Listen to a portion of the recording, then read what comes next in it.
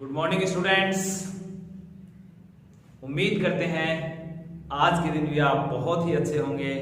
कल की तुलना में आज ज़्यादा अच्छा महसूस कर रहे होंगे।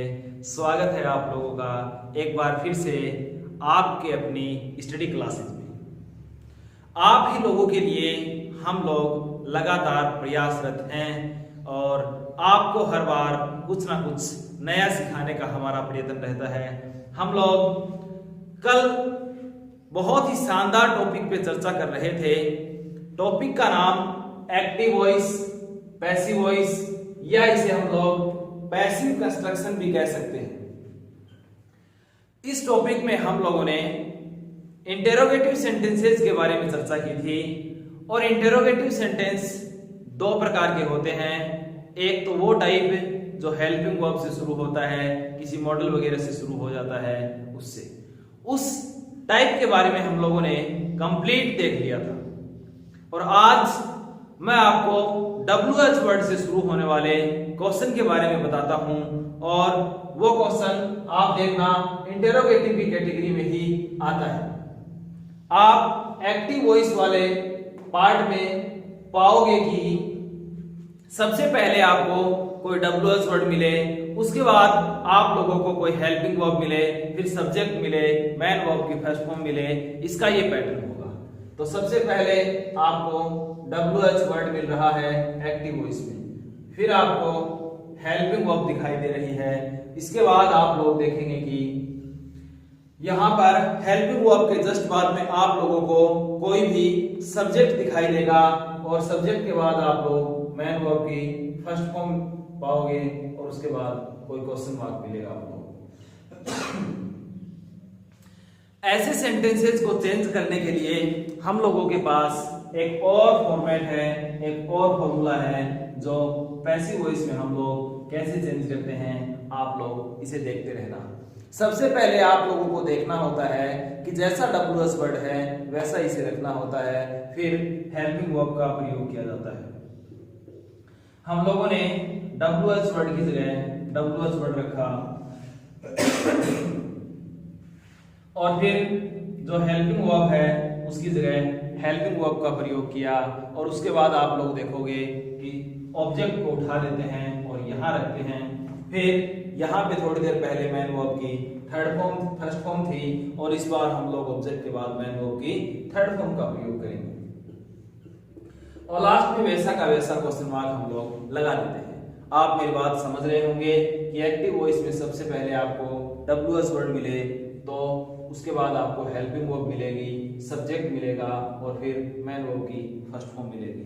ऐसे सेंटेंसेस को पैसिव में चेंज करते समय हम लोग सबसे पहले उसी WH वर्ड को रख देते हैं, उसके बाद हेल्पिंग वर्ब को रखते हैं और इसके बाद हम लोग देखेंगे कि जो ऑब्जेक्ट होता है उसे रखते हैं। मैन वर्ब की फर्स्ट फॉर्म की जगह पैसिव वॉइस में हमेशा याद रखना मैन वर्ब की थर्ड फॉर्म का प्रयोग किया जाता है और उसके बाद आप लोग जो कुछ पार्ट बचता है उसे रख दीजिए और लास्ट में WH वर्ड वाला क्वेश्चन है तो आप लोग उसके आगे क्वेश्चन मार्क अवश्य लगाएं।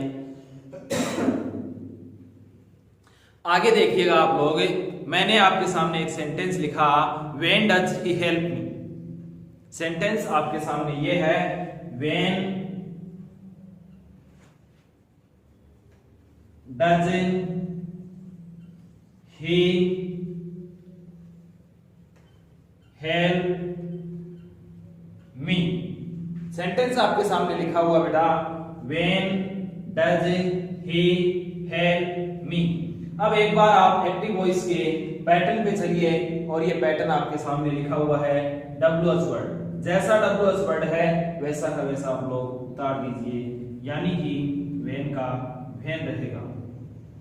कल मैंने आपको बताया था कि अगर डू डज से सेंटेंस शुरू होता है तो उसे इज MR में लिखा जाता है नीचे। अब डू डज है यहाँ पे, इसका मतलब ये इज MR में से एक लिखा जाएगा, लेकिन ये बातें डिपेंड करती है सिर्फ और सिर्फ ऑब्जेक्ट पे। ऑब्जेक्ट अगर सिंगुलर है तो इज का प्रयोग किया जाता है, प्लूरल है तो आर का प्रयोग होता है और मी या आई है तो एम का प्रयोग होता है। वहां पे आपके सामने लिखा हुआ है मी, तो इसलिए आप इस डज की जगह लिखोगे एम। तो व्हेन एम आई और मैन वर्ब की थर्ड फॉर्म होगी हेल्प्ड, फिर आपको बाई लगाना है और हिम का ऑब्जेक्टिव रूप, ही का ऑब्जेक्टिव रूप हिम होगा। क्या आप मेरी बात समझ पा रहे हैं? आप एक बार फिर से समझना। मैंने आपको बताया कि जैसा WH वर्ड है वैसा ही WH वर्ड आपको लिखना है। हेल्पिंग वर्ब की जगह हेल्पिंग वर्ब आएगी, लेकिन मैंने बताया था अगर डू डज है तो इज एम आर में से एक आएगा। वो डिपेंड करता है सेंटेंस के ऑब्जेक्ट पर। ऑब्जेक्ट आपके सामने मी है तो यहाँ पे आई में बदलेगा और आई के साथ एम आता है, लेकिन पहले ही आएगा। उसके बाद मैन वर्ब की यहाँ पे फर्स्ट फॉर्म मिल रही थी और यहाँ पर हम लोगों को ऑब्जेक्ट के बाद ये ऑब्जेक्ट, इसके बाद मैन वर्ब की थर्ड फॉर्म लिखी और फिर बाई लगा के इस सब्जेक्ट को ऑब्जेक्ट बनाया, यानी ही का हिम बनाया। सेंटेंस ये है कि when does he help me, तो आप बनाओगे when am I helped by him. ये तो सेंटेंस रहा आपका डू डज से बनने वाला एक सेंटेंस। बाय द वे मान लो आपसे डिड का पूछ लिया जाए तो ऐसा भी सेंटेंस हम लोगों को बनाना बहुत जरूरी है। तो आप देखिएगा आपके सामने एक सेंटेंस और रखते हैं, उस सेंटेंस को भी आप गंभीरता से सीखने की कोशिश करें। सेंटेंस आपके सामने लिखा हुआ है why did you write a letter. Why did you write a letter. Sentence आपके सामने है बेटा why did you write a letter. WH word आपको सबसे पहले मिल रहा है, वाई इसमें WH वर्ड का काम कर रहा है, डिड इसकी हेल्पिंग वर्ब हुई, यू सब्जेक्ट, राइट वर्ब हुई और ए लेटर इसका ऑब्जेक्ट हुआ। तब मैंने आपको बताया था कि अगर आपको सबसे पहले कोई WH वर्ड मिले तो आप लोगों को उसी WH वर्ड का प्रयोग करना है। तो आपके सामने लिखा हुआ है वाई का वाई रखा। अब डिड है तो डिड पास्ट के लिए यूज होता है और जब एक्टिव वॉइस के सेंटेंस में डिड लिखा होता है तो पैसिव वॉइस में बदलते समय हम लोगों को वॉज या वर में से एक लिखना होता है। और ये बात भी डिपेंड करती है सेंटेंस के ऑब्जेक्ट पे। तो ए लेटर इसका सिंगुलर ऑब्जेक्ट हुआ, आपको इसके लिए वॉज का प्रयोग करना होता है। तो why was a letter, why was a letter और राइट की थर्ड फॉर्म होती है रिटर्न और फिर बाई लगा के यू का प्रयोग किया जाता है। यू रहेगा, सब्जेक्टिव केस भी यही होता है और ऑब्जेक्टिव केस भी यू ही होता है। क्या आप मेरी बातों को समझ पा रहे हैं? सेंटेंस आपके सामने लिखा, वाई का वाई, डिड होता है तो वॉज वर्ब का प्रयोग किया और हम लोगों को ऑब्जेक्ट उठाना है ए लेटर। राइट की थर्ड फॉर्म होती है रिटर्न और उसके बाद बाई लगा के यू का प्रयोग किया। क्या आप मेरी बात समझ पा रहे हैं? ये तो WH वर्ड वाली बातें हुई। अगर आपके सामने WH वर्ड का कोई दूसरा सेंटेंस रखा जाए, क्या आप उन चीजों को कर पाएंगे? मैं आपको एक और एग्जांपल बताता हूं, आप इन चीजों को ध्यान से देखें। सेंटेंस आपके सामने रहेगा, बहुत शानदार, बहुत ही कमाल का सेंटेंस है, आप ध्यान से सुनिएगा। जानदार सेंटेंस है, वजन है इस सेंटेंस के अंदर। आप देखना, where has Radha lost the pen. Sentence देखना, where has Radha lost the pen. बहुत अच्छा सेंटेंस है, दिखने में आपको आसान लगेगा और बनाने में तो और भी ज्यादा आसानी होगी। आप देखना, where has Radha lost the pen. Sentence के शुरुआत में सबसे पहले आपको WH वर्ड दिखाई दे रहा है और WH वर्ड से शुरुआत होती है तो हम लोगों को वापस उसी WH वर्ड को रखना होता है, क्योंकि जो सेंटेंस इंटेरोगेटिव में होते हैं उनका पैसिव कंस्ट्रक्शन में भी, पैसिव वॉइस में भी जो ट्रांसफॉर्मेशन होता है वो इंटेरोगेटिव ही होता। तो वेयर का वेयर। अब देखना, अब हैज है तो जहां पे हैज हैव होता है वह हैज हैव बीन में जाता है, लेकिन हैज आए या हैव आए ये बात डिपेंड करती है इस ऑब्जेक्ट पे। ये सिंगुलर है तो हैज बीन होगा और प्लूरल है तो हैव बीन होगा। द पेन सिंगुलर है आपके सामने तो यहाँ पे हैज का हैज रहेगा। अब एक और सबसे महत्वपूर्ण बात यह है कि हैज के ठीक बाद इंटेरोगेटिव सेंटेंस में बीन का प्रयोग हो ही नहीं सकता। इस बात को जरूर ध्यान रखें क्योंकि ये इंटेरोगेटिव सेंटेंस है। सबसे पहले डब्ल्यूएस वर्ड आएगा, फिर हेल्पिंग वर्ब आएगी। अब हेल्पिंग वर्ब से तात्पर्य ये है कि अगर हैज बीन, हैव बीन और हैड बीन है तो आप लोगों को सबसे पहले हैज, हैव, हैड लगाना होगा, फिर वो जो ऑब्जेक्ट होता है उसे रखेंगे और इनके बाद में बीन का प्रयोग होगा तो सेंटेंस बनेगा वेयर हैज द पेन। अब लगेगा been, where has the pen been और लॉस्ट अपने आप में यहां पे भी थर्ड फॉर्म है और मैं जो लिख रहा हूं उसमें भी थर्ड फॉर्म है। तो where has the pen been lost by Radha. आप मेरी बातों को ठीक से समझ पा रहे होंगे।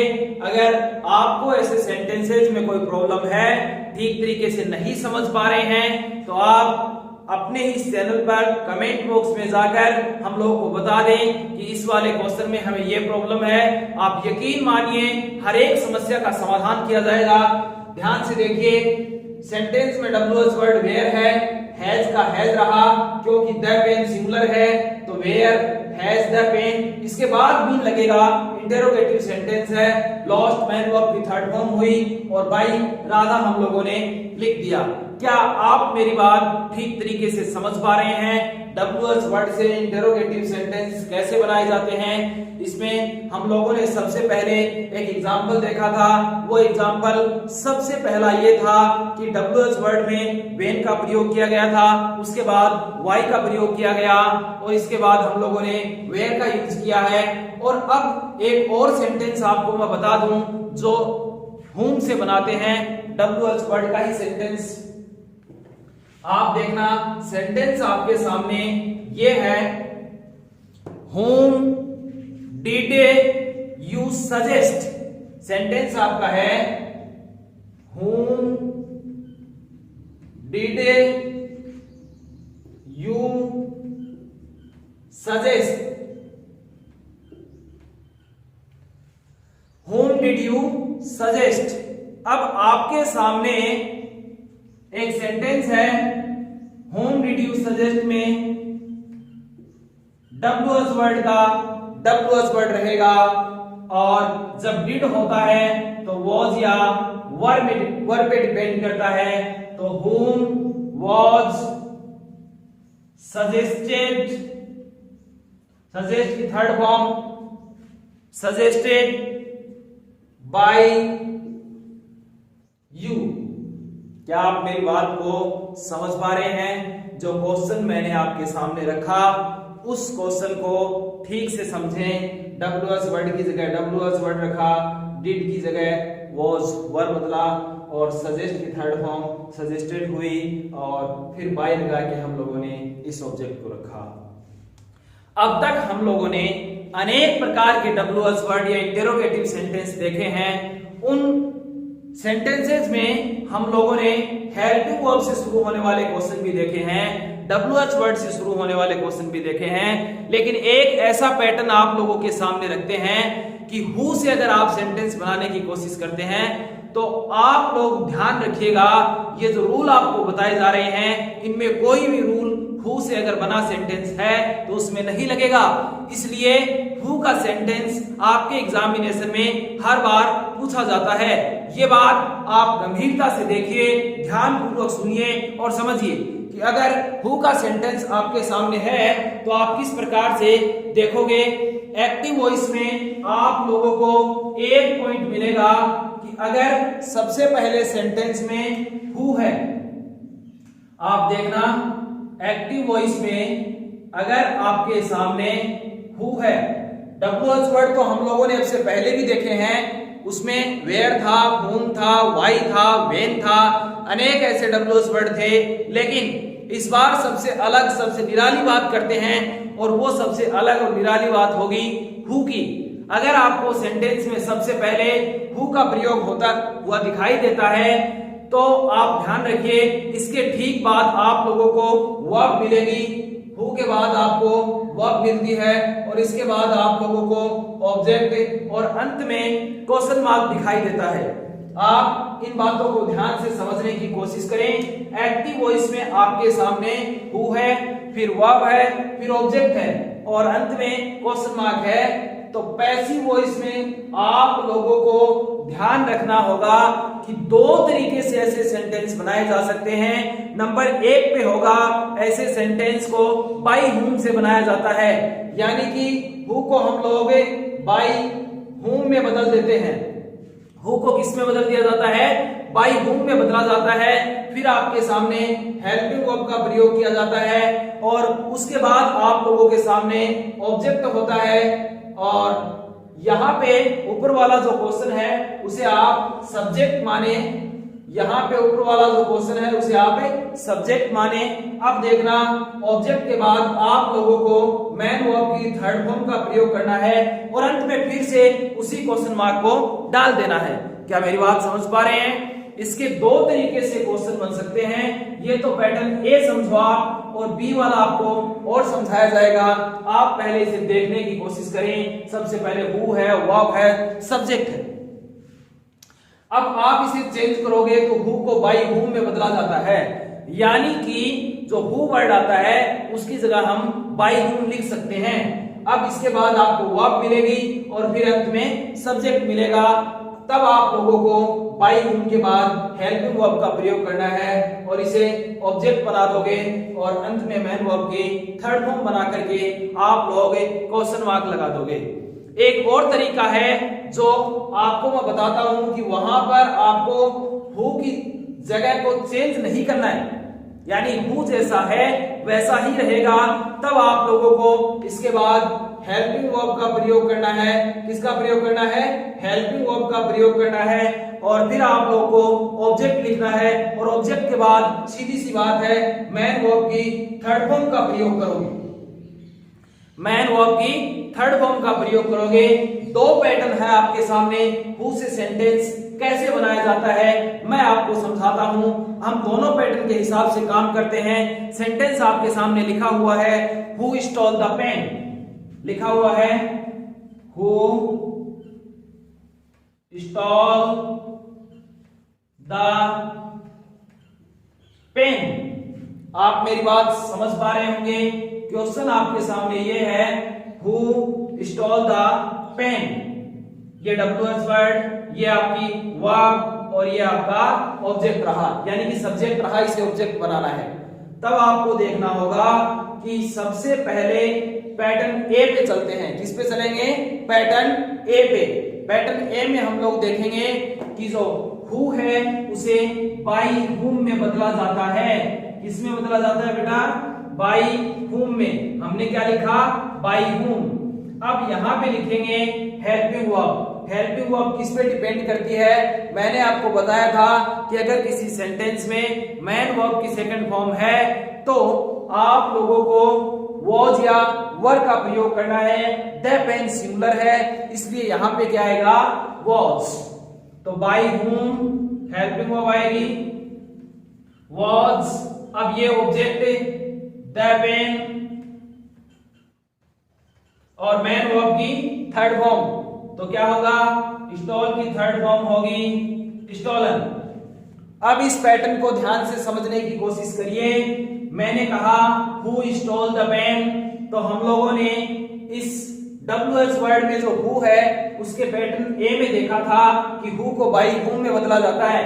हम लोगों ने हु की जगह बाई हुम रखा, फिर हेल्पिंग वर्ब के रूप में वॉज था ये लिखा और फिर आपने देखा होगा ऑब्जेक्ट का प्रयोग किया और मैन वर्ब की थर्ड फॉर्म लगाई और क्वेश्चन मार्क लगा दिया लास्ट में। एक तरीका तो आपके सामने ये है कि who stole the pen, by whom was the pen stolen. और एक और तरीका ये है कि आप पैटर्न बी से बनाओ। सबसे पहले हु का हु रहेगा, फिर हेल्पिंग वर्ब होगी, फिर ऑब्जेक्ट होगा और फिर मैन वर्ब की थर्ड फॉर्म होगी। तब आप लोगों को ध्यान देना होगा कि सबसे पहले आप इसको तो पैटर्न ए नाम दीजिए और नीचे जो बनाएंगे वो पैटर्न बी रहेगा। बी वाले में सबसे पहले हम लोग लिखेंगे हु। क्या रहा? हु। हेल्पिंग वर्ब वही, स्टॉल सेकंड फॉर्म है मैन वर्ब की, वो हो जाएगा। तो हु वॉज, हु लिखा, हेल्पिंग वर्ब लिखा, ऑब्जेक्ट। अब ऑब्जेक्ट आपके सामने है the pen. Who was the pen, दिख रहा है? Who was the pen. और मैन वर्ब की थर्ड फॉर्म, मैन वर्ब की थर्ड फॉर्म के बाद में आप लोगों को इसमें बाई का प्रयोग भी करना है।